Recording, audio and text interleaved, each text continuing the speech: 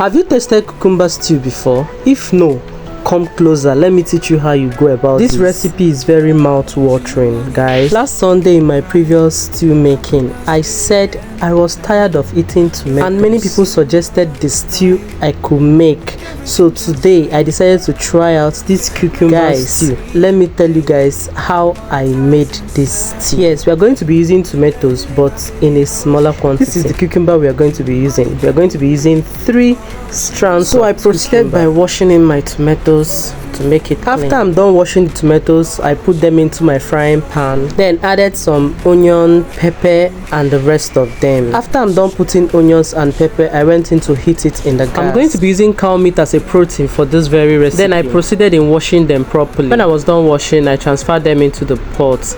I seasoned them properly, added my seasoning cube, then after which I added a little bit of salt. I turned them properly so that the ingredients can marry each other. While I was still at it, I went to check in on my tomatoes. Then I allowed it to heat some more, after which I went ahead to wash my cucumber. Yes, I decided to reduce the number of cucumber I wanted to use because I went in to peel the back of the cucumber. While I was still at it, I went to check on my tomatoes and I found that it has dried completely. Then I put my protein to cook. Are you seeing the magic on the tomatoes? My tomatoes are all dried completely.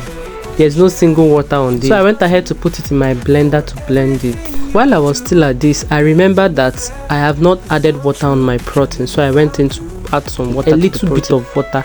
I mixed it together. This is how the tomatoes look after blending. Now I'm done removing the back of the cucumber. I went in to remove the seed inside. You may be wondering why I'm removing all these things. Yes, I'm removing them because you wouldn't want your stew to turn green, neither will you want your stew to be bitter. So you have to remove all this to have a seamless stew. So after blending, this is how it looks. Yes, then I went ahead to sieve it. I went ahead to sieve it, remove all the excess water. You know, cucumber comes with a lot of water, so you must have to remove as much as water as possible. Do not discard the water.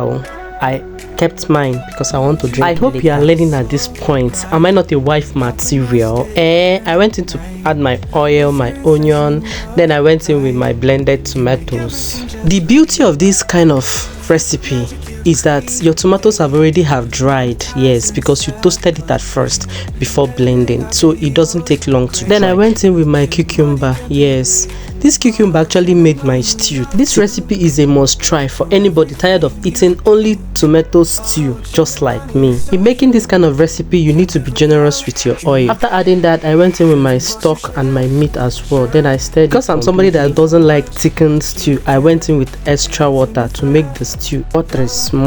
While I was done with that, I added my seasoning cube, added my salt to taste, then I stirred it, covered it to cook. At this point, the aroma was everywhere in the house. Look at our stew now. Will I try this recipe again? Yes. Do I love the food after cooking? Yes. So now tell me, will you be trying this recipe? Will you be cooking this at home? Because this is so yummy. Let me know that in the comment section. Come and join me and eat. Yes, if there's any other recipe you know that I can try, please do well to tell me in the comment section as well. Yes, the food was tasting so well. It was tasting so nice. It was giving. It was a blast. It was. Alright, thank you guys for watching. Follow me for no reason. Bye.